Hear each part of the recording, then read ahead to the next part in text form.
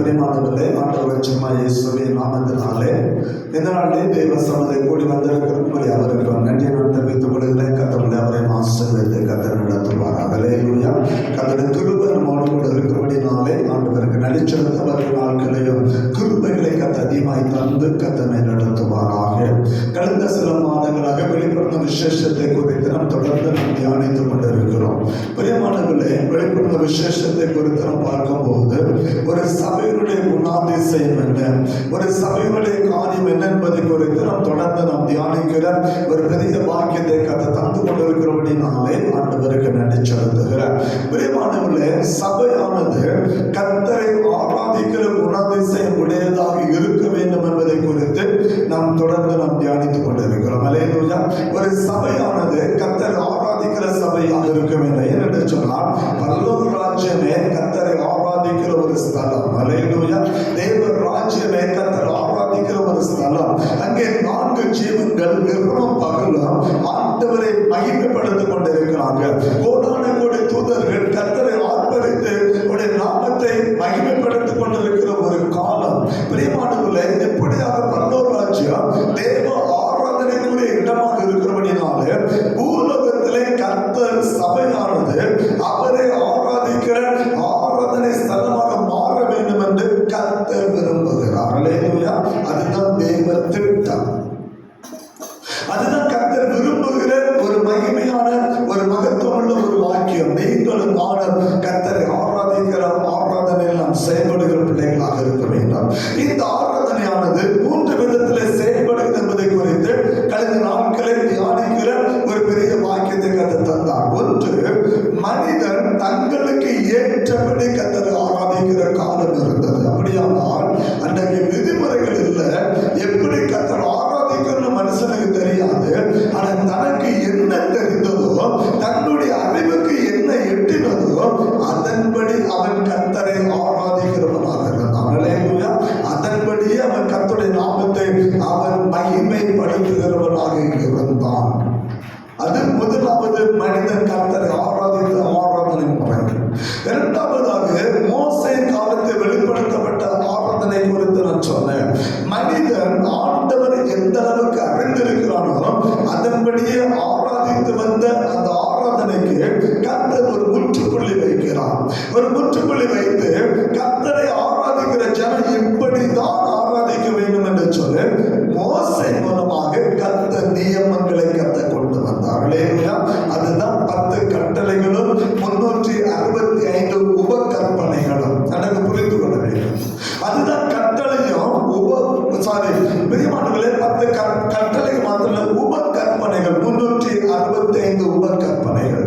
அப்படியாக கர்த்தர் சில காரியங்களை மோசே மூலமாக கர்த்தர் வகையறுக்கிறார். அதன் மூலமாகவே பண்டிகைகள் ஆரம்பிக்கப்பட்டது. ஹல்லேலூயா. அதன் மூலமாகவே கர்த்தர் செலுத்துகிற பலி அங்கு ஆரம்பிக்கப்பட்டது. அதன் மூலமாகவே பிரியமானவர்களே கர்த்தரை ஆராதிக்கிற விதிமுறைகள் அங்கு வைக்கப்பட்டது. அதன் மூலமாகத்தான் மனிதன் ஆசரிப்பு கூடாரத்திலே கர்த்தருக்கு பலி செலுத்தி வந்தான். ஹல்லேலூயா. இதுவரை அப்படி இல்லை. எங்கெல்லாம் மனுஷன் போனானோ, எங்கெல்லாம் கர்த்தர் நன்மை செய்தாரோ, எங்கெல்லாம் கர்த்தர் அவனோடு கூட பேசினாரோ, எங்கெல்லாம் தப்பு பண்ணி அடி வாங்கினானோ அந்த இடத்துல எல்லாம் கர்த்தருக்கு பலி செலுத்தணும். கர்த்தர் நன்மை செய்வது மாத்திரமல்ல, ஆண்டுடைய கருத்தில் அடி வாங்கி நொறுக்கப்படுவது கர்த்தர் பலி செலுத்தணும். ஐயோ, ஆண்டவரை தப்பு செய்தோம் என்று சொல்றாரு. கர்த்தர் அதுதான் ஆராதனுடைய வழிமுறைகள். கர்த்தர் மோசேயுடைய காலத்துல அதை ஏற்படுத்தி கொடுத்தார் என்பதை குறித்து கடந்த 2 வாரங்களாக நாம் தியானிக்கிற ஒரு பெரிய வாக்கியத்தை கர்த்தர் தந்தபடினாலே ஆண்டவருக்கு நான் நன்றி செலுத்துகிறேன். இன்னைக்கு ஆண்டவராய் இயேசுவின் மூலமாக இந்த உலகத்தில் அந்த கிருபையின் காலத்துல அந்த ஆராதனை முறை என்ன என்பதை குறித்து சில காரியங்களை உங்களோடு கூட பகிர்ந்து கொள்ளும்படியாக இருக்கிற ஆவியானவர் நம்மோடு கூட இடைப்படுவாராக. பிரியமானவர்களே, ஆண்டவராய் இயேசுவின் காலத்தில் வந்த ஆராதனை செய்தி தலைப்பு ஆண்டவராய் இயேசுவின் மூலமாக இந்த உலகத்தில் அவர் கொண்டு வந்த ஆராதனை முறை என்ன என்பது. ஹல்லேலூயா. ஆண்டவராய் இயேசு கடைசி நாட்களில் வாழ்ந்து கொண்டிருக்கிறார். ஒரு ஆராதனை முறைகள் அந்தந்த காலத்துக்கு ஏற்ப கர்த்தர் மாற்றிக் கொண்டிருக்கிறார். இயேசுவின் காலத்தில் இந்த ஆராதனை முறை எப்படி மாற்றப்படுகிறது? அதே மாதிரி சில காரியங்கள் காரியங்களை நாம் கற்றுக்கொள்ளும்படியாக இருக்கிறோம். ஆவியார் நம்மோடு கூட இடைபடுவாராக. பிரியமானவர்களே, வாழ்க்கையினுடைய ஒவ்வொரு செயல்களாலும் வழிபாட்டு செயல்களாலும் தேவனை ஆராதிக்க வேண்டும் என்கிற புதிய ஆராதனை முறை தோன்றிய காலம் இது. அல்லேலூயா. அன்றைக்கு நான் சொன்னேன், மனிதன் தனக்கு தோன்றியபடி ஆராதித்தான். மோசேயுடைய காலத்துல கர்த்தர் விதிமுறைகளை கற்றுக் கொடுத்தார். ஆனா இப்ப அப்படி இல்ல. என்னுடைய ஆராதனை என் வாழ்க்கை முறையை சார்ந்து இருக்க வேண்டும். அல்லேலூயா. நான் எப்படி ஆராதிக்கிறேனோ அதே போல வாழ்க்கை என்ன செய்யணும் இருக்கும். அதுதான் இயேசுவின் மூலமே வந்த ஆராதனை. கர்த்தர் விரும்புகிற ஆராதனை அதுதான். அதுதான் இயேசுவின் மூலமா இந்த உலகத்தை வந்தவான.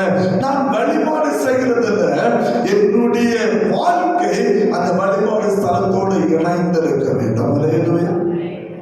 அல்லேலூயா. அதுதான் கர்த்தருடைய ஆராதனை. அன்றைக்கு அப்படி நம்ம என்ன செய்தா சரி, தேவ சமூகத்துல பலி செலுத்தி என்ன செய்யலாம்? மோசே மூலமாக கர்த்தர் ஆராதனை செய்து நம்ம பாவம் மன்னிப்பு வாங்கிட்டு போயிடலாம். ஆனா புதிய ஏற்பாடு அப்படி அல்ல. நான் கர்த்தரை சமூகத்தில் என்ன பலி செலுத்தணும் அதன்படி என் வாழ்க்கையும் அதோடு இணைக்கப்பட்டு இருக்க வேண்டும். அல்லேலூயா. அல்லேலூயா. என் வாழ்க்கை இணைக்கப்படாம நான் செலுத்துற எந்த பலியான சரி கர்த்தரை ஏற்றுக்கொள்ளவே மாட்டார்.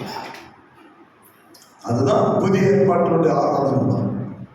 மனம்போத போக்கில கர்த்தர் ஆராதிப்பதில்லை, தன்னுடைய இஷ்டப்படி கர்த்தர் ஆராதிப்பதில்லை. ஏதோ கர்த்தரை சம்மதம் வந்தா கர்த்தர் ஆராதிச்சோம், வெளியே போயிட்டு என் வாழ்க்கை முறை மாற்றிக் கொள்வது அல்ல. ஏதோ உலகப்புறமா நான் வாழ்ந்துட்டு ஆலயத்தை வந்த நேரம் மட்டும் நான் பரிசுத்தமாக இருக்கிறேன் என்பது புதிய ஏற்பாட்டு ஆராதனை அல்ல. புதிய ஏற்பாட்டு ஆராதனை முறை கர்த்தரை சமூகத்தில் ஆராதிக்கிற நீங்கள் நானும் அந்த பலிபீடத்தோடு இணைக்கப்பட்ட பிள்ளைகளாக இருக்கணும். அல்லேலூயா. அதுதான் வேதம் தேவன் விரும்புகிற ஒரு காரியம். கர்த்தருடைய பெரிய ஒரு திட்டமே அதுவாகவே இருக்கிறதை மறந்து விடக்கூடாது. எனவே தான் மோசேயுடைய ஆராதனை முறையிலிருந்து புதிய ஏற்பாட்டு ஆராதனை முறைகளை சற்று மாற்றுகிறவராக இருக்கிறார். அதை மாற்றி கர்த்தர் அமைக்கிறவராக இருக்கிறார். தேவனை அறிகிற அறிவோம், தேவனுடைய வழிகளை ஏற்கும் இதய பக்குவத்தினுடைய அளவின்படி ஒவ்வொரு முறையும் ஆராதனை முறை மாற்றப்பட்டு கொண்டே இருந்தது. அல்லேலூயா. ஆண்டவர் எந்த அளவுக்கு அறைஞ்சானோ அந்த அளவுக்கு ஆராதனை முறை மாற்றப்பட்டது. எந்த அளவுக்கு ஆண்டவரை ஏற்றுக்கொள்ளும்படி தன்னுடைய இருதயத்தை பக்குவப்படுத்தினாமோ அதன்படி தன்னுடைய ஆராதனை முறை மாற்றப்பட்டது. ஆனா இப்பொழுது அப்படி அல்ல. எல்லாரும் மனம் திரும்ப வேண்டும் என்று கர்த்தர் விரும்புகிறார். எல்லாரும் அவருக்கு ஏற்றபடி வாழ வேண்டும் என்று விரும்புகிறார். எப்படி நாம் வாழ்கிறோமோ அதன்படியே அவருக்கு ஆராதனை செலுத்த அவர் விரும்புகிறார். அல்லது அவருக்கு நாம் எப்படி ஆராதனை செலுத்துகிறோமோ அதன்படியே நீங்களும் நானும் வாழ வேண்டும் என்று கர்த்தர் விரும்புகிறார். ஆலயத்தில் பாட்டு போடும், அன்பு கூறுவேன் இன்னும் அதிகமாய், ஆராதிப்பேன் இன்னும் ஆர்வமாய். அழகா பாட்டு போடுவோம். ஆனா பக்கத்துல நினைச்ச மாட்டோம், பேச மாட்டோம். இருந்தது அவ்வளவு மஞ்சள் வச்சு வெளியே போட அன்பு கூறுவேன். இது புதிய ஏற்பாடு ஆராதனை அல்ல. அல்லேலூயா. அதுதான் ஆண்டவர் விரும்புகிற ஆராதனை. அதுதான் இந்த நம்முடைய காலகட்டத்தை கர்த்தர் விரும்புகிற ஆராதனை. என் நாட்டுடைய சமூகத்தை எதை செலுத்துகிறனோ அதன்படி நான் வாழ வேண்டும் என்று கர்த்தர் விரும்புகிறார். என் நாட்டுடைய சமூகத்தை நான் எப்படி ஆராதனை செலுத்தணும் அதன்படியே நான் வாழ வேண்டும் என்று சொல்லி கர்த்தர் விரும்புகிறதை நீங்களால் அறிந்து கொள்ள முடியும். அதுதான் வேதம் நமக்கு சொல்லுகிற ஒரு மகிமையான ஒரு காரியம் என்பதை மறந்து விடக்கூடாது. அதுதான் ஆண்டவராகிய இயேசுவின் மூலமாக இந்த உலகத்துக்கு வந்த ஒரு பெரிய ஒரு ஆராதனை முறை என்பதை மறந்து விடக்கூடாது. இந்த ஆராதனை முக்கியத்துவம் என்ன தெரியுமா?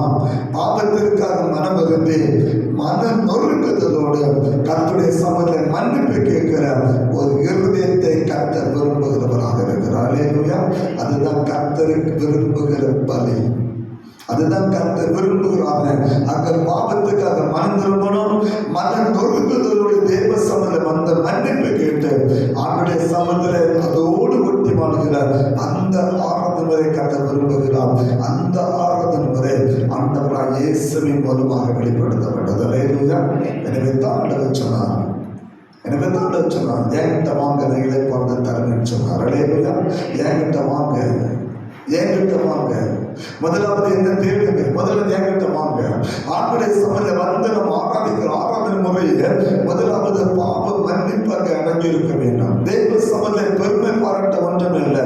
தேவ சபையில நான் சாதித்து விட்டேன் என்று சொல்றதுக்கு எதுவுமே இல்லை. தேவ சபையில எல்லாவற்றையும் முடித்து விட்டேன் என்று சொல்றதுக்கு அங்கே எதுவுமே இல்லை. பாருங்க, பைபிளை நீங்க நல்லா படிச்சு பார்த்தீங்கன்னா ஒரே ஒரு மனுஷன் தான் எல்லாத்தையும் முடிச்சு, ரெண்டு பேர் தான் எல்லாத்தையும் முடித்தேன்னு சொன்னாங்க. யாரெல்லாம் தெரியுமா? எல்லாத்தையும் நாங்கள் முடிச்சுட்டோம் சொன்னது ரெண்டு பேர் தான். யாரெல்லாம் தெரியுமா? யாரெல்லாம் தெரியுமா? ஒன்று கல்வாரி செல்வம் நம்ம வச்சோம், எல்லாம் முடிந்தது. ரெண்டாவது யார் சொன்னான்? அவள் என்ன சொன்னான்? அவள் என்ன சொன்னான்? ஓட்டத்தை படைத்தேன். வச்சாங்க. அழகா சொன்னான், நல்ல போராட்டத்தை போராடினேன், ஓட்டத்தை நான் படிச்சிருக்கிறேன், என கொடுக்கப்பட்ட ஓட்டத்தை நான் படிச்சிருக்கிறேன். 12 சிஷ்யர் ஒரு கூட என்ன செய்யல, என் ஓட்டத்தை படிச்சு என்ன செய்யல சொல்லவே. எந்த இருக்க ஊழியக்காரன் சொல்ல முடியாது, என் ஓட்டத்தை முடிச்சேன்னு சொல்ல முடியாது. ஓட்டத்தை முடித்தேன்னு சொன்ன 2 பேர் ஆண்டவராக இயேசுவும் அவருடைய அடிச்சுவடேற்றம் பெற்ற பவுலும் அந்த வார்த்தையை பயன்படுத்துகிற நீங்களான மறைந்து கொள்ள முடியும். அதுதான் வேதம் சொல்கிற ஒரு காரியம். கர்த்தருக்காக ஆராதனை என்பது சாதாரண ஒரு காரியம் இல்லை. வேதம் என்ன சொல்கிறது? 1 கொரிந்தியர் புஸ்தகம் 13வது அதிகாரம் 10வது வசனம். 1 கொரிந்தியர் புஸ்தகம் 13வது அதிகாரம் 10வது வசனம். நிறைவானது வரும்போது குறைவானது என்ன செய்யும்? ஒழிந்து போகும். நிறைவு வரும்போது, ஒரு மனிதன வாழ்க்கையில் நிறைவு வரும்போது அந்த குறைவு என்ன செய்வது? ஒழியப்படுகிறான். நல்ல புரிஞ்சு கொள்ளணும்.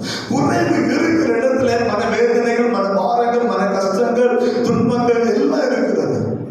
அந்த குறைவு நமக்கு நிறைவாகும் போது நம்முடைய வாழ்க்கையில் ஒரு சந்தோஷம் உண்டாகிறது. அல்லேலூயா. அந்த குறைவு நம்முடைய வாழ்க்கையில பெற்றுக்கொள்ளும் போது நம்முடைய வாழ்க்கையில ஒரு சந்தோஷம் உருவாகிறது, ஒரு பூரிப்பு உருவாகிறது, ஒரு ஏதோ ஒரு காரியத்தை நாம் சாதித்து விட்டோம் என்கிற ஒரு எண்ணம் நமக்குள்ள உருவாகிறது. நீங்களால் அறிந்து கொள்ள முடியும். அதான் வேதம் சொல்லுகிறது, நிறைவானது வரும்போது. அப்ப நிறைவான ஆராதனையில ஆண்டவராய் இயேசு நமக்கு கற்றுக் கொடுத்த ஆராதனை தான் ஒரு நிறைவான, ஒரு மகிமையான ஒரு ஆராதனை. அல்லேலூயா. ஆண்டவராய் இயேசு நமக்கு கற்றுக் கொடுத்த ஆராதனை ஒரு நிறைவான ஆராதனை. எனவே தான் கர்த்தர் நியாய பிரமாணத்தை முடிவுக்கு கர்த்தர் கொண்டு வந்தார். அல்லேலூயா. ஒரு நியாய பிரமாணத்துடைய கிரியைகளை கர்த்தர் முடிவுக்கு கொண்டு வந்து தன்னுடைய காரியத்தை கர்த்தர் செயல்படுத்த நீங்களால் அறிந்து கொள்ள முடியும்.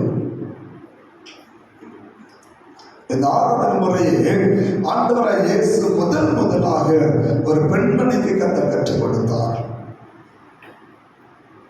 நியாயப்பிரமாண ஆராதனை முறைகளை கர்த்தர் முற்றிலுமாக அவர் முற்றுப்புள்ளி வைக்கிறார். பின்பு ஆண்டவரை எப்படி ஆராதிக்க வேண்டும் என்கிற முறையை கர்த்தர் ஒரு பெண்மணியை கற்றுக் கொடுத்தார். அந்த பெண்மணி பெரிய பரிசுத்தவட்டி அல்ல, உலகத்திலே வாழ்கிற ஒரு பாவியான ஒரு ஸ்திரீ. தன்னுடைய சரீரத்தை பாவத்துக்கு உட்படுத்துகிற ஒரு ஸ்திரீயை பார்த்து ஆண்டவர் ஆராதனை முறையை கற்றுக் கொடுக்கிறார். ஒரு பரிசுத்தமான கற்றுக் கொடுக்கல, நம்முடைய சீஷர்களுக்கு கற்றுக் கொடுக்கல, ஒரு பெண்மணிக்கு கற்றுக் கொடுக்கிறார். அது பரிசுத்தமானவள் அல்ல, தன்னுடைய சரீரத்தை பாவத்துக்கு உட்படுத்துகிற ஒரு பெண்மணி. 4வது அதிகாரம் 23-24 வசனத்துல கர்த்தர் ஆராதனை முறையை கர்த்தர் வெளிப்படுத்துகிறார். எப்படி ஆராதிக்க வேண்டும் என்று சொல்லுவார். உண்மையை தொழுது கொள்கிறவர்கள் பிதாவின் ஆவியோடும் உண்மையோடும் தொழுது கொள்ளும் காலவரும் அது இப்பொழுது வந்திருக்கிறது. தம்மை தொழுது கொள்கிறவர்கள் எப்படிப்பட்டவர்களாக இருக்க வேண்டும் என்று பிதாவான விரும்புகிறார். தேவன் ஆவியாக இருக்கிறார். அவரை தொழுது கொள்கிறவர்கள் ஆவியோடும் உண்மையோடும் அவரை தொழுது கொள்ள வேண்டும் என்பதை கர்த்தர் விரும்புகிறார். ஆராதனை முறை. இப்பதான் ஆராதனை முறையை கர்த்தர் கற்றுக் கொடுக்கிறார். தன்னுடைய மலைப்பிரசங்கத்தில் அதை கற்றுக் கொடுக்கவில்லை, நம்முடைய சீஷர்களுக்கு ஆண்டவரை கற்றுக் கொடுக்கவில்லை, ஆண்டவர் ஜனங்களை கற்றுக் கொடுக்கவில்லை.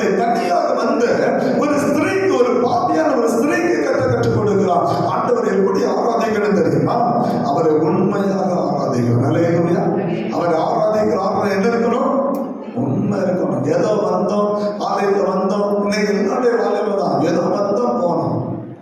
அந்த 2 மணி நேரம் ஒரு ஆராதனை, அதில் டைம் தாண்டினா ஐயோ டைம் ஓவர் டைம் ஆயிடுச்சு. ஒரு கேள்வி நல்லா புரிஞ்சுக்கணும்.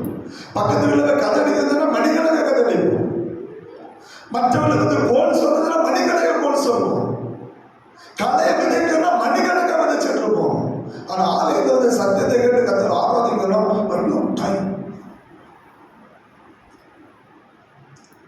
டைம் பார்த்து ஆராதிக்க ஆன உண்மை இருக்குதா? நம்ம ஆண்டவர் உண்மையான ஆராதிக்க வந்து இருக்கணுமா? நம்ம கணக்கு என்ன? 10 மணிக்கு பஸ் அடிக்கும், 10:30 செகண்ட் கூட்டம் ஆரம்பிக்கும். ஒரே 12:30 கூட்டத்தை முடிச்சிடுறாரு. ஒரு ஆள் கூட்டுருப்பாரு, ஒரு வேலை இருக்குமா, ஒரே 12:30 முடிச்சு 1 மணிக்கு வந்துடுறேன்னா என்ன 12:30 கூட்டம் முடிச்சிடும். இதான் உண்மையான ஆராதனை.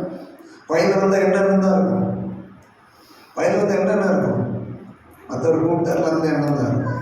12:30 தாண்டி 12:35 ஆகிட்டுனா இது என்ன முடிக்க மாட்டாங்க. நமக்கு அவன் காத்திருக்கும். அவன் முக்கியமா, ஆலயம் முக்கியமா, கூட்டம் முக்கியமா, கத்தர் ஆராதிக்கிற ஆராதனை முக்கியமா?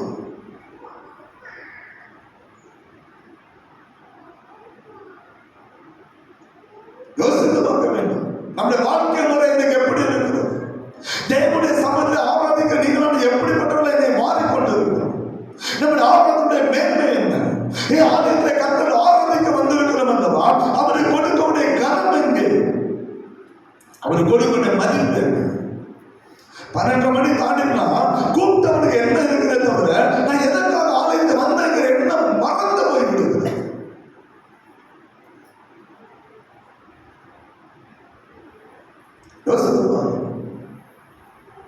அதிலே ஒரு டிமிக்கி கொடுப்போம். என்ன டிமிக்கி தெரியுமா? கூட்ட நேரம். அதனால ஒரு நாள் என்ன செய்யணும், கூட்டத்தை கட் பண்ண. நமக்கு அவர் தான் முக்கியம். கூட்டம் முக்கியம் கிடையாது, அவர் தான் முக்கியம். வயது போனால் ஒரே 12:45 ஆகிடுவாரு. நம்ம வேலை நடக்காது. நீ ஒரு நாள் கட்டடிச்சு நம்ம வேலை அடுத்த வாரம் வயலு போய் ஆராதனை. இதான் உண்மையான ஆராதனை. இதான் உண்மையான ஆராதனை. கத்தர் ஆராதிக்கிற உண்மையான ஆராதனை இது. ஆண்டவர் கற்றுக் கொடுக்கிறார். உண்மையை என்னை ஆராதிக்க கற்றுக்கொள். அல்லேலூயா. அல்லேலூயா.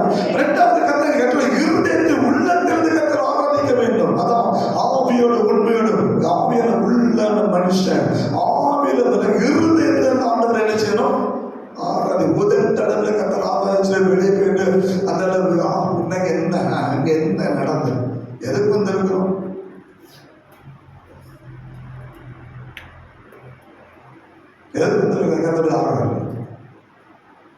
சபைகளை பார்த்தா இன்னைக்கு ஆராதனை கிடையாது. அந்த சண்டை, சபைகளை பிரச்சனை, கரைகளை விதைக்கிற 10 பேர், அதை எழுந்து பேச 10 பேர்.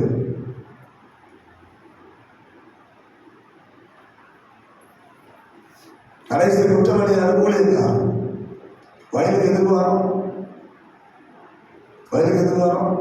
பாட்டு பாடும். ஆராதிக்க வந்தோம், அன்பு கூற வந்தோம். ஆராதி வந்து ஆராய்ச்சியில் போயிட்டே இருக்கும். வயலுக்குள்ள இருந்த பிரச்சனை. இங்க என்ன நடக்குது? இயேசு கற்றுக் கொடுத்த ஆராதனை என்ன? ஆவியான நமக்கு என்ன கற்றுக் கொடுத்திருக்க? புதிய ஏற்பாட்டில் நமக்கு அவர் கற்றுக் கொடுத்த ஆராதனை முறை என்ன? யோசித்து எல்லாவற்றையும் மறந்து போனோம். கர்த்தருடைய காரியங்களை மறந்து போனோம். நம்முடைய காரியத்தை முன்வைக்கிறோம், நம்முடைய செயல்பாடு முன்னே வைக்கிறோம். நம்முடைய காரியங்களை முன்ன வைத்து தேவனுடைய காரியத்தை பின்னாலே தள்ளி விடுகிறோம்.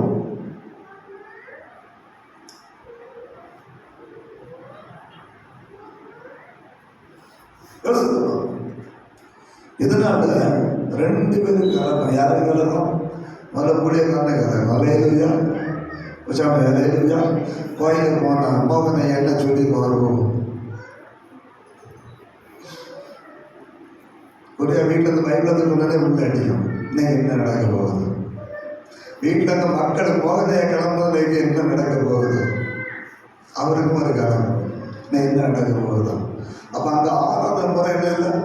உண்மை நினைச்சவங்க ஆராதிக்க, உண்மையை கற்று ஆராதிக்க முடியாது. வெளியிட்டு வருவது என்ன நடக்க போகுதோ, ஆலயத்தில் என்ன நடக்க போகுதோ என்கிற ஒரு பிரச்சனையோடு வருகிறோம். நியாயப்பிரமாண காலம் சரி, ஆனா பிரச்சனையோடு தான் எங்க வந்தான்? மோசேயோட ஆசிரியர் கூட வந்தான். பிரச்சனை எடுக்க பரிசல் தான் போயிட்டே இருந்தான். புதிய ஏற்பாடு அப்படி இல்லை. உண்மையாய் கர்த்தரை ஆராதிக்க கற்றுக்கொள்ளணும். அல்லேலூயா. இருதயத்தின் ஆழத்தில் கர்த்தர், அந்த ஆவியோடும் உண்மையோடும். உண்மை இருக்கணும். ஆவி தேவ ஆவியான உள்ளத்துல அது இருதயத்துல சுத்தம் இருக்கணும். சுத்த இருதயத்தோட கர்த்தரை நினைச்சாலும் ஆராதி. ஏன் தெரியுமா? மனுஷன் முகத்தை தான் பார்ப்பான், கர்த்தர் இருதயங்களை பார்க்கிறவர். அல்லேலூயா. வாசிக்கலாம். 1 சாமுவேல் புஸ்தகம் 16வது அதிகாரம் 7வது வசனம். 1 சாமுவேல் புஸ்தகம் 16:7. கர்த்தர் சாமுவேலை நோக்கி, நீ இவனுடைய முகத்தையும் இவனுடைய சரீர வளர்ச்சியும் பார்க்க வேண்டாம். நான் இவனை புறக்கணித்தேன். மனுஷன் பார்க்கிறபடி நான் பாரேன். மனுஷன் முகத்தை பார்ப்பான், கர்த்தரோ. எப்பனா இங்க நடந்த சம்பவம் என்ன தெரியுமா? இங்க நடந்த சம்பவம் என்ன? சவுலை கர்த்தர் தள்ளினா இப்போ இஸ்ரவேலுக்கு ஒரு ராஜா தேவை. அந்த ராஜாவை ஏற்படுத்தும்படியாக கர்த்தர் திட்டத்தை திட்டுகிறார். சாமுவேலை பார்த்து கர்த்தர் பேசுகிறார். சாமுவேலை பார்த்து, நீ ஈசாய் வீட்டுக்கு போ. யார் அபிஷேகம் பண்ணணும் என்ன செய்யல சொல்லல. தைல கொம்பு எடுத்துட்டு போ. அவ்வளவுதான் கர்த்தர் சொன்ன காரியம் தான். சாமுவேல் கொண்டு போ, ஈசாய் வீட்டுக்கு போ. நான் யாரை சொல்ல அபிஷேகம் பண்ணல. இதுதான் கர்த்தருடைய வேலை. யாரு என்ன கர்த்தரை செய்யல, கர்த்தரை செய்யல சொல்ல. நம்ம என்ன சொல்லுவதுமா? சாமுவேல் எங்கேயோ போய் பேசிட்டு அவர் கூட்டத்தை கூட்டி கமிட்டி போட்டு பேசிட்டான். நம்ம தான் பேசலாம். சாமுவேல் ஒரு கமிட்டி போட்டு அங்கே செய்யலாம். அது ஒரு கூட்டத்தை பேசிட்டு ஈசாய் கிட்ட போயிட்டான். எவ்வளவு நம்ம பெரிய ஆட்களா இருக்கிறோம். ஆனா அனுப்புனது கர்த்தர் அனுப்புறார். அல்லேலூயா. 6 முறையை கற்றுக்கொள்ளணும். பைபிள் அந்த பைபிளுக்கு தகுந்த மாதிரி நம்ம படிக்கணும். நம்ம விருப்பப்படி மாற்றக்கூடாது. அப்போ ஆண்டவர் சாமுவேல் போனோடனே பார்க்கணும், எல்லாம் தண்டி மாட்ட மாதிரி இருக்காங்க. ஆனா எல்லாம் யுத்த வீரர். ஈசாய்க்கு இருந்த எல்லா பிள்ளைகளும் யுத்த வீரர், தடி மாடி மாதிரி அப்படின்னு இருக்காங்க. சாமுவேல் பார்த்தான், எல்லாம் ஒருவேளை இவனா இருப்பான், ஒருவேளை இவனா இருப்பான்னு சொல்லி எல்லாரும் போட்டு பார்த்தான். அப்பதான் ஆண்டவர் சொன்னாரு, சாமுவேலே, நீ பார்க்கறத நான் பார்க்க மாட்டேன். அங்கதான் ஆண்டவர் சொல்றாரு, நீ இவனுடைய முகத்தையும் இவனுடைய சரீரத்தை இருக்கான்னு பார்க்காது, அவன் முகத்தை பார்க்காது. அந்த மாதிரி சொன்னார், நான் இவனை நினைச்சேன் புறக்கணித்தேன். நடைபெறும் கர்த்தர் புறக்கணிக்கிறார். அவர் படைபலமோ பணபலமோ ஆள்பலமோ பார்க்கிற தேவன் அல்ல. நல்ல புரிஞ்சு யுத்த வீரர்கள் தான், அனுபவசாலிகள் தான், எல்லாம் அனுபவம் நிறைந்தவர்கள் தான். எல்லா காரியமும் தெரியும். யுத்தம்னா என்னன்னு தெரியும். யுத்த காலத்தில் இருந்தவங்க தான். எப்படி யுத்தம் பண்ண தெரியும். யுத்த கலைகளை படித்தவர்கள் தான். ஆனா சாமுவேல் பார்த்தோன்னா ஒருவேளை ஒன்றும் இருக்குமோ, ஏன்னா அப்படி இருந்தாலும் சரிங்க புஷ்டிகள். ஆனா சொன்னாரு, போடா, நான் என்ன போறேன், எனக்கு தேவையே. யார் சொன்ன ஆண்டவர் சொன்னார், இவன் எனக்கு தேவை இல்லை. ஏன்னா ஆராதிக்கிறவருக்கு ஆடு மேய்ச்சிட்டு இருக்கிறான். அல்லேலூயா. அதுதான் கர்த்தருடைய கண். கர்த்தருடைய கண் தான். இன்னைக்கு நம்ம என்னதுமா, அவனை வச்சனால இவனை வச்சனால இப்படி வச்சனால அப்படி வச்சனால. கர்த்தர் அப்படி பார்க்கிறாரு. ஆண்டவர் சொன்னாரு, நீ முகத்தை பார்க்கிற, நான் உள்ளத்தை பார்க்கிறேன். அல்லேலூயா. இவனுடைய யுத்தங்களை தெரியுமே தவிர என்னை ஆராதிக்கிற ஆராதனை எனக்கு தெரியாது. தேவனுடைய பார்வை வித்தியாசமானது. பிரியமானவர்களே, கர்த்தருடைய திட்டம் வித்தியாசமானது. கர்த்தர் சொல்லுகிறார், இவன் யுத்தம் இருந்தால் ஆனா இவனுக்கு என்ன ஆராதிக்க தெரியாது, இவன் எனக்கு தகுதியானவன் அல்ல. அதான் சொல்றாரு, மனுஷன் முகத்தை பார்க்கிறான், நான் இருதயங்களை ஆராய்ந்து அறிகிறேன். எல்லாத்தையும் கத்துத்தார். ஒருத்தர் கூட தகுதி இல்லை. அப்பதான் சாமுவேல் கேட்கான், ஈசாய் அனுப்புனாரு, எல்லாரையும் வேண்டாம் சொல்லுறாரு, இன்னும் உனக்கு ஒரு மகன் இருக்கான்னு கேட்க. அதே இல்லையா? ஏன்னா சாமுவேலுக்கு தெரியாது இன்னொரு மகன் இருக்கான்னு தெரியாது. ஆனா கத்த சொல்லுங்க, ஈசாய் வீட்டுக்கு போ. அப்ப ஈசை விட்டு வந்திருக்கிறான், எல்லாரும் கத்த புறக்கணித்தான். இப்ப கேட்கிறான், உனக்கு என்ன பிள்ளைகள் இருக்குதா? அவன் சொன்னான், ஒரு ஆடு மேய்ச்சல் இருக்கிறான், ஒரு ஆடு மேய்ச்சல் இருக்கிறான், ஆடு மேய்ச்சல் இருக்கிறான். அவன் பாடணும், எந்த காலத்திலும் எந்த நேரத்திலும் நன்றியான் உம்மை நான் துதிப்பேன், இயேசுவே உம்மை நான் துதிப்பேன், எந்த நேரத்திலும் துதிப்பேன், இயேசுவே உம்மை நான் துதிப்பேன்,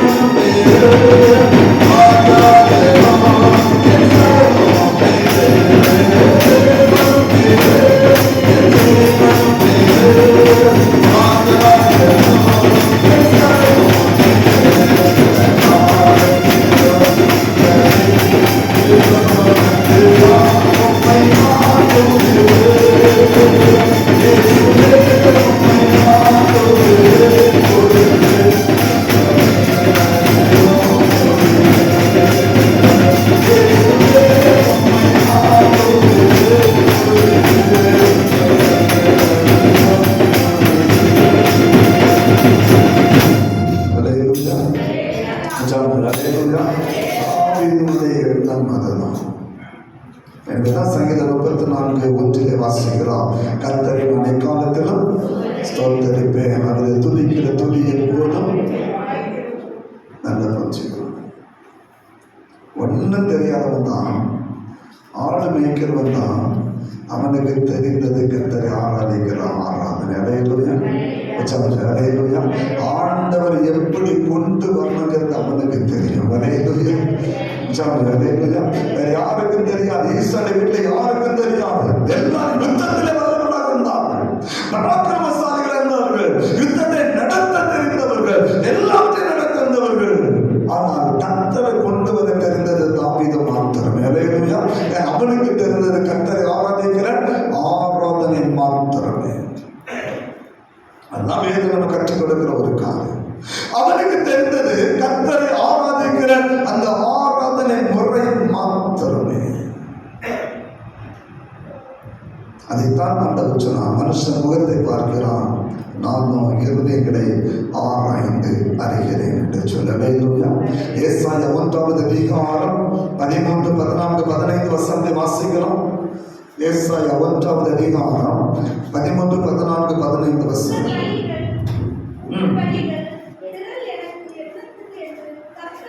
கர்த்தர் சொல்லுகிறார், ஆட்டுக்கடாக்களின் கொழுத்த மிருகங்களின் நினமும் எனக்கு எப்படி இருக்குது? இருக்கிறது.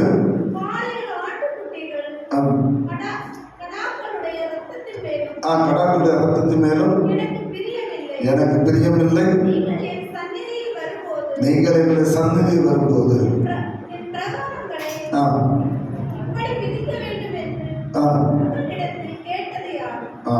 போதும். வேதம் அழகாக சொல்கிற ஒரு காரியம் கர்த்தர் அழகான காரியங்களை கர்த்தர் வெளிப்படுத்த. நீ 13, 14, 15 வசந்த வாசிகளை கர்த்தர் சொல்றாரு. வீண் காணிக்கை எனக்கு என்ன செய்யணும்? கொண்டு வர வேண்டாம். கர்த்தர் தூபம் காட்டுது. நீ தூபம் ஜெபம் எனக்கு அருமை கர்த்தர் சொல்லுகிறார். வீணான காணிக்கை கொண்டு வராது. ஏன்னா உள்ளத்துல உண்மை இல்லை. உள்ளத்துல கர்த்தர் ஆராதிக்கிற எண்ணம் இல்லை. கர்த்தர் தெளிவெடுத்து வீண் காணிக்கை கொண்டு வீணான காணிக்கை தேவையில்லை. உள்ளத்தை அருவருப்புகளும் உள்ளத்தை வெறுப்புகளும் உள்ளத்தை கசப்புகளை வைத்து விட்டு ஆண்டவரை ஆராதிக்கிற மாதிரி நயம் காட்டி கர்த்தருக்கு செலுத்துகிற பலியை அவர் ஒரு நாள் ஏற்றுக்கொள்கிறவர் அல்ல. இரண்டாவது தெளிவா சொல்லுகிறாரு. நீ தூபம் காட்டு எனக்கு அது தூபம் என்று சொன்ன ஜெபத்தை குறிக்கிற ஒரு காரியம். நீ ஜெபிக்கிற ஜெபம் எனக்கு அருவருப்பா இருக்குது. ஏன்? உள்ளத்துல உண்மை இல்லை.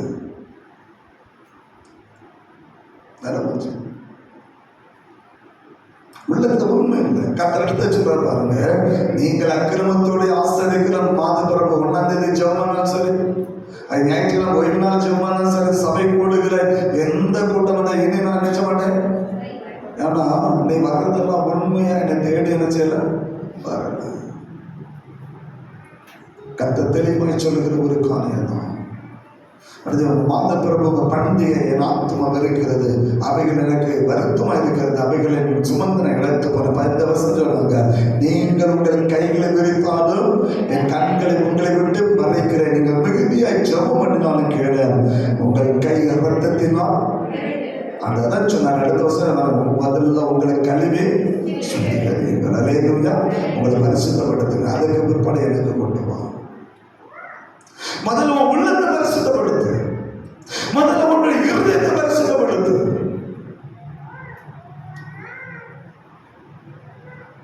ஆராதிக்கிற ஆராதனை உண்மையாக அதுதான் இயேசு கற்றுக் கொடுத்த ஆராதனை. அவர் ஆராதிக்கணும்னு சொன்னா உண்மையோடு கர்த்தரை ஆராதிக்கிற பிள்ளைகளாக இருக்க வேண்டும். அல்லேலூயா. உண்மையோடு கர்த்தரை ஆராதிக்கிற பிள்ளைகளாக இருக்க வேண்டும். அதான் இயேசு கற்றுக் கொடுத்த ஆராதனை முறை. தேவனுக்கு விரும்புகிற தேவன் எதை விரும்புகிறாரோ அதை செய்கிற பிள்ளைகளாக மாற வேண்டும் என்று சொல்லி கர்த்தர் விரும்புகிறார். ஆண்டவராகிய இயேசு முன்தரையிலிருந்து காலத்துடைய ஊழியத்தின் நாட்கள்ல தேவனுக்கு முன்பாக நீங்களும் நானும் எப்படி இருக்க வேண்டும், எப்படி வாழ வேண்டும் என்கிற காரியத்தை கற்றுக் கொடுத்தார். அல்லேலூயா. தேவ சித்தம் செய்வதுதான் அவருடைய ஆராதனை முறை. தேவ சித்தம் செய்கிற பிள்ளைகளை நீங்கள் மாற வேண்டும். கர்த்தருடைய திட்டத்தை நிறைவேற்றுகிற பிள்ளைகளாக மாற வேண்டும். அதுதான் கர்த்தர் நம்ம கற்றுக்கொள்கிற ஆராதனை முறை. இந்த காரியங்களை தான் மலை பிரசங்கத்திலே ஆண்டவராகிய தேவனை எப்படி ஆராதிக்க வேண்டும், கர்த்தருக்கு பிரியமா எப்படி நடக்க வேண்டும், தேவனுடைய இருதயத்தை ஏற்ற பிள்ளைகளை எப்படி வாழ வேண்டும் என்று சொல்லி மத்தேயு 5, 6, 7 ஆகிய 3 அதிகாரங்களை நீங்கள் தெளிவாக படிக்கும்போது ஆண்டவர் கற்றுக் கொடுத்திருக்கிறார். பிதாவுடைய சித்தத்தை எப்படி நாம் நிறைவேற்ற முடிக்க முடியும், பிதாவுடைய சித்தத்தை நிறைவேற்ற நம்ம என்ன செய்ய வேண்டும் என்பது கர்த்தர் தெளிவாக கற்றுக் கொடுத்திருக்கிறார். ஆனா நீ ஆலயத்துக்கு வந்தா என்ன தெரியுமா, நான் என்ன சொல்றேன் அதுதான் சபையில் என்ன செய்யணும் நடக்கும். நான் என்ன நடக்கிறோம் அதுதான் நடக்கும். அப்ப ஆண்டவர் எதுக்கு, வசனம் எதுக்கு? நீங்க சொல்றது நீங்க நான் சொல்லுதான் சரி, நான் சொல்றது நீங்க சொல்றது இதான் நடக்கும் சொன்னா ஆண்டவர் எதுக்கு, வசனம் எதுக்கு? சபை கர்த்தருடைய வார்த்தைக்கு கீழ்ப்படிந்து நடக்க கற்றுக்கொள்ள வேண்டும். அல்லேலூயா.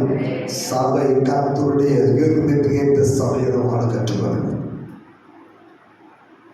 அதான் வேதம் சொல்லுகிற காலம். இயேசு அதைத்தான் கற்றுக் கொடுத்தார். இயேசு அவருடைய விருப்பத்தை விட என்ன செய்யல, வாழவே இல்லை. 3 ஆண்டுகள் மைண்ட படிச்சு பாருங்க, அவருடைய விருப்பத்தை விட ஒரு காரியத்தை கூட அவர்களால் செய்ய முடியல. அது எப்ப செய்தாலும் வச்சுருக்காங்க. பிதாவை சித்தம் செய்வது என்று போச்சனமாக இருக்கிறது.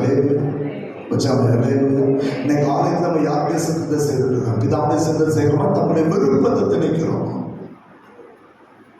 இன்றைக்கு ஆலயத்தினுடைய ஆராதனை முறைகளே, ஆலயத்தினுடைய வெளிமான பழக்க வழக்கங்களே நம்முடைய விதிமுறைகளை திணிக்கிறோமா அல்லது வேதத்தை படி கர்த்தர் ஆராதிக்க வந்திருக்கிறோம். அது நம்முடைய ஆலய ஆராதனை கர்த்தருடைய இருதயத்துக்கு ஏற்றபடி இருந்து கொண்டிருக்கிறதா? நான் விரும்ப நடக்கலன்னா சபையில பிரச்சனை. அங்க சொல்லுவாங்க, நாங்க சொல்ல நீ கேட்டா இருந்து கரலட்டு போயிட்டு, யாரு கேட்டல? ஊழியக்காரனை கேட்டல. நாங்க சொல்லதை கேட்கறதா ஊழியம் செய்யலட்டு போயிட்டு.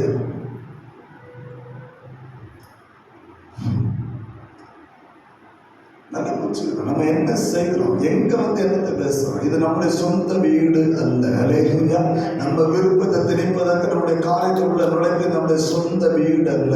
இது கர்த்தருடைய வீடு. அங்க அவர் என்ன சொல்கிறார் அதை கேட்டு ஆக வேண்டும். அல்லேலூயா. இங்க கட்டளை போடவும் அதை திணிக்கிற அதிகாரம் நமக்கு கிடையாது. இப்போ உங்க வீட்டுக்கு நான் வார்த்தை சொல்லுவேன், உங்க வீட்டுல என் சொந்த அதிகாரத்தை திணிக்க முடியுமா?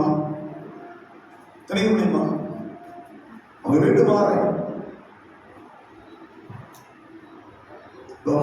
அம்மா சொல்றாங்க, நீ இதை செய்யணும், நாங்கள் செய்யக்கூடாது, அது எப்படி செய்யலாம்னு கேட்டா அவங்க ஏன் பேச்ச கேட்பாங்க, மூணு என்ன செய்ய போறாங்க. ஏன்னா அவங்க வீடு. அல்லேலூயா. அல்லேலூயா. அது அவங்க வீடு, அவங்கள சொந்தக்கார ஐயா, அது அவங்க வீடு.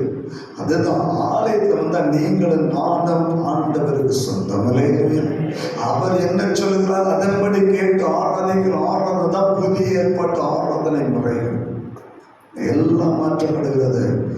கர்த்தர் ஒரு நாள் வழக்காடுவார். அல்லேலூயா. கர்த்தர் வழக்காடு ஆரம்பிப்பார். அன்றைக்கு தெரியும் நான் ஆராதித்த ஆராதனை முறை என்ன, நான் கர்த்தருடைய சமத்தை நான் செய்த செயல்பாடு என்ன, கர்த்தருடைய சமத்தை நான் என்ன செய்துட்டு இருக்கிறேன், என்ன காரியத்தை நான் செயல்படுத்திட்டு இருக்கிறேன். அன்றைக்கு அக்கினி புடப்படும் போது என்னுடைய ஆராதனை முறை அன்றைக்கு வெளியே வரும். அல்லேலூயா.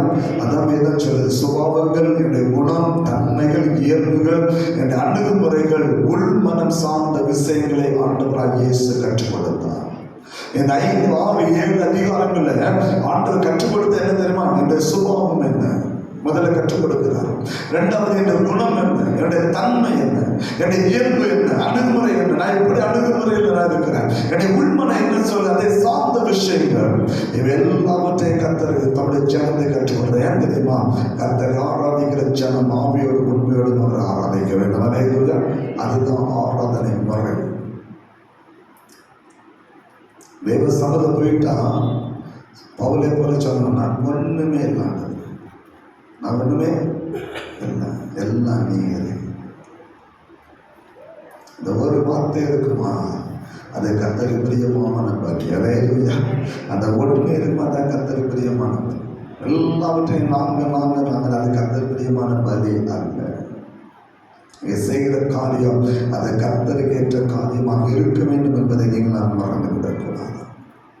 4 வசனத்தை மாத்திரம் உங்களுக்கு நான் காண்பித்துக் கொள்ள உதாரணத்துக்காக. பழைய ஏற்பாடு என்ன சொல்லுன்னா 10 கட்டளை கடைபிடி என்று மாத்திரம் தான் சொல்லிச்சு. பழைய ஏற்பாடு என்ன சொல்லிச்சு? 10 கட்டளைகளை கடைபிடிக்க சொல்லிச்சு. புதிய ஏற்பாடு அதை எப்படி கடைபிடிக்க வேண்டும் என்பதை கற்றுக் கொடுக்கிறது. அல்லேலூயா. 10 கட்டளை சொல்லிச்சு, என்ன நீ கடைபிடி, அவ்வளவுதான். 10 கட்டளை கடைபிடி, அதான் 10 கட்டளை சொல்லிருக்காங்க. பழைய படம் தான் 10 கட்டளை கடைபிடி, அவ்வளவுதான். ஆனா புதிய படம் என்ன சொன்னா அந்த 10 கட்டளை எப்படி கடைபிடிக்கணும்னு கற்றுக் கொடுக்கு.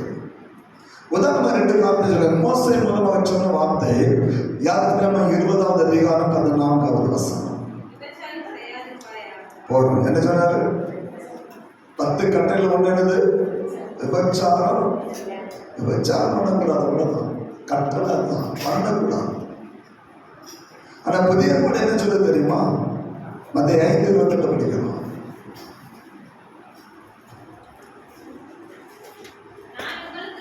நான் உங்களுக்கு சொல்லுகிறேன், ஒரு ஸ்திரியை இச்சையோடு பார்க்கிறவனும். புதிய ஏற்பாடு என்ன சொல்லுது? பார்வையில பரிசுத்தம் இருக்குன்னு சொல்லுது. அல்லேலூயா. பழைய ஏற்பாடு என்ன சொல்லுது? பார்வையில பரிசுத்தத்தை சொல்லல, விபச்சாரம் பண்ணாத, அவ்வளவுதான். புதிய ஏற்பாடு இல்லை, இச்சையோடு பார்க்க, அதை பார்த்தாலே அது பாவம் சொல்லுது. அல்லேலூயா. அதுதான் புதிய ஏற்பாடு ஆராதனை முறை. அங்கே பழைய ஏற்பாடு 10 கட்டளை கடைபிடிச்சவன். நான் எப்படி பார்க்கிறேன் அது எனக்கு தேவையில்லை. நான் இந்த பார்வை எப்படி அது எனக்கு தேவையில்லை. கட்டளை மட்டும் கடைபிடிச்சவன். விபச்சாரம் பண்ணக்கூடாது, அவ்வளவுதான். என் பார்வை எப்படி தான் பிரச்சனை இல்லை. அதான் பழைய ஏற்பாடு. புதிய ஏற்பாடுகள் இல்லை. அதை நான் ஏற்கனவே சொன்னேன். என்னுடைய ஆராதனை இந்த வாழ்க்கை முறை ஒன்றிணைந்து போக வேண்டும். அதான் புதிய ஏற்பாடு ஆராதனை. தேவ சமுதாயம் என்ற ஆராதனை முறை என்ற வாழ்க்கை ஒன்றும். அதான் இயேசு சொன்னாரு, இச்சையோடு பார்த்தாலே பாவப்பா, அந்த பார்வை கூட உனக்குள்ள இருக்கக்கூடாதுன்னு சொன்னார். அதுதான் புதிய ஏற்பாடு ஆராதனை. பழைய ஏற்பாடுல இன்னொரு காரியத்தை படிக்கலாம். யாத்திராகமம் 20வது அதிகாரம் 13வது வசனம். கொலை அவ்வளவுதான். என்ன செய்யக்கூடாது? கொலை செய்யக்கூடாது. அடிக்கலாம், கஷ்டப்படுத்தலாம், வேதனை எல்லாம் செய்யலாம். ஆனா என்ன செய்யக்கூடாது? கொலை மட்டும் பண்ணக்கூடாது. புதிய ஏற்பாடு என்ன சொல்ல தெரியுமா? மத்திய 5:22 படிக்கலாம். மத்திய 5:22 நான் உங்களுக்கு சொல்லுகிறேன்.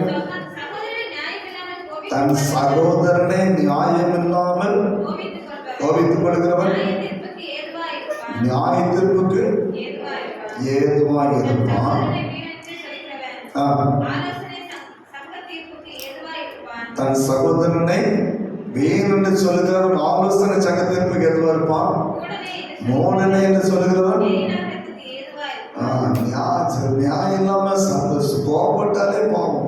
புதிய ஏற்பாடு சொல்லுது. பழைய ஏற்பாடுல கோபப்படலாம், அடிக்கலாம், என்ன வேணா பண்ணலாம். ஆனா கொலை மட்டும் நினைச்சு விடாது. கொலை மட்டும் பண்ண நீ எல்லாம் பண்ண. புதிய ஏற்பாடு இல்லை. பாருங்க, தன் சகோதரி பார்த்து நீ எல்லாம் எதுக்கு இருக்குன்னு கேட்டாலே போதும். அவன் எதுக்கு ஆலோசனை சங்கத்திற்கு தேவனுடைய நியாயத்திற்கு அவன் போய் ஆகணும். சகோதரி மூடனை சொல்லிட்டாலே போதும், அவன் பாதாளத்துக்கு சமமான. பார்த்தீங்களா? இதான் புதிய ஏற்பாடு ஆராதனை. வாழ்க்கையும் ஆண்டுபடி ஆராதிக்க ஆராதனை ஒன்றிணைக்கப்பட வேண்டும். அதனால போல சொன்ன கண்ட சகோதரனால் அன்பு வர முடியலன்னா ஆனாத தெய்வத்தில் எப்படி அன்பு வர முடியும்? நீ பார்க்கிற சகோதரனை உடனே அன்பு வர முடியுது. கோயில்ல வந்தா பக்கத்துல இருக்க மனுஷனை நீ பேச மாட்டேங்க, சண்டை போட்டு இருக்கிற.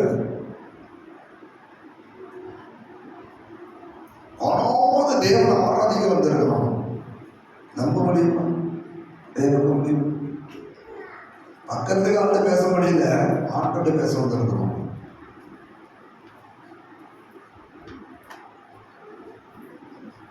நம்ம ஆராதனை எப்படிதான்?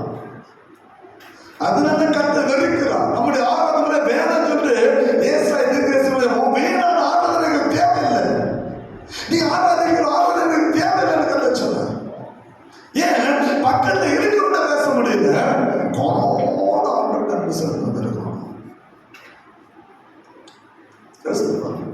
என்ன வசனதாசிக்கலாம்? 1 யோவான் 3வது அதிகாரம் 15வது வசனம்.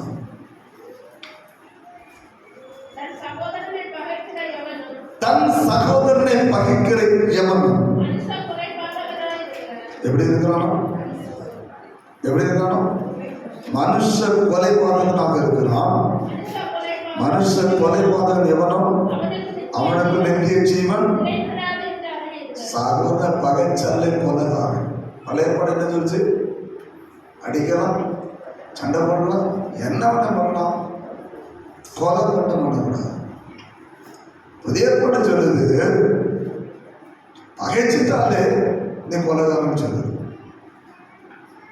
இப்ப சொல்லுங்க, நான் கொலை பண்றேன்னு எத்தனை சொல்ல முடியும்?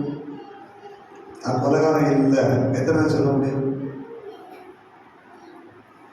யாரும் சொல்ல முடியுமா? நான் பரலோகத்துக்கு வேண்டிய எத்தனை யாரும் சொல்ல முடியுமா? ஏன்னா சகோதரன் மூடனே சொன்னாலே பாதாளம்னா மத்தியில் படிச்சேன் இல்லையா? இவன் சொல்ல பரலோகத்துக்கு போக முடியுமா? எத்தனை ரெடியா இருக்கும் பரலோகத்துக்கு? எத்தனை நாளைக்கு கொலைகாரன் இல்லைன்னு எத்தனை சொல்ல முடியும்?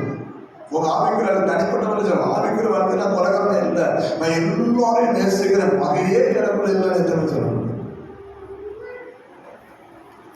இதுக்கெல்லாம் உங்களுக்கு ஆவியான வந்துட்டார். எங்க வந்தார்?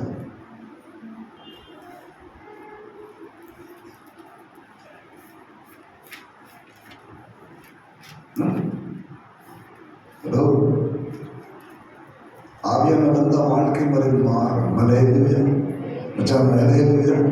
பல்லவதே தகுதி இல்லை, ஆவியானவர் வந்து நிரப்பிட்டார். எங்க வந்த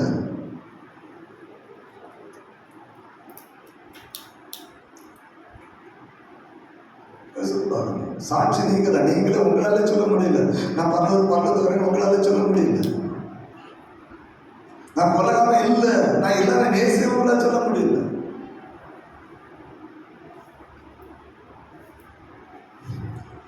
அதுதான் பழைய ஏற்பாடு புதிய ஏற்பாட்டுல வித்தியாசம். ஹல்லேலூயா. வாழ்க்கையில எதை கடைபிடிக்கும் அப்படிதான் கர்த்தரை ஆராதிக்கும். வாழ்க்கையில பகை, பஞ்சனை, சூது, வாது, வெறுப்பு, கசப்பு எல்லாம் நினைச்சிட்டு அன்பு இன்னும் அதிகமாய் அவர் அங்கிருந்த நடம் விட்டா மேல ஆராதனை எனக்கு தேவையில்லைன்னு அவர் சொல்லியிருக்காரு.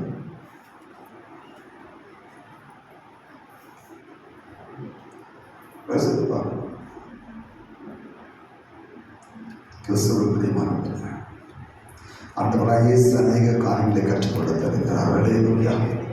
அந்த ஆராதனை முறையை நீங்கள் நான் கடைபிடிக்கும்போது மாத்திரமே அந்த ஆராதனை கர்த்தர் விருப்பம் உள்ளவராக இருக்கிறார். ஹல்லேலூயா. நான் ஏற்கனவே சொன்னேன், மனிதனுடைய காலம் என்பது அவனுக்கு அறிவு இல்லை. அன்றை காட்டு முராண்டித்தனமா வாழ்ந்தான்.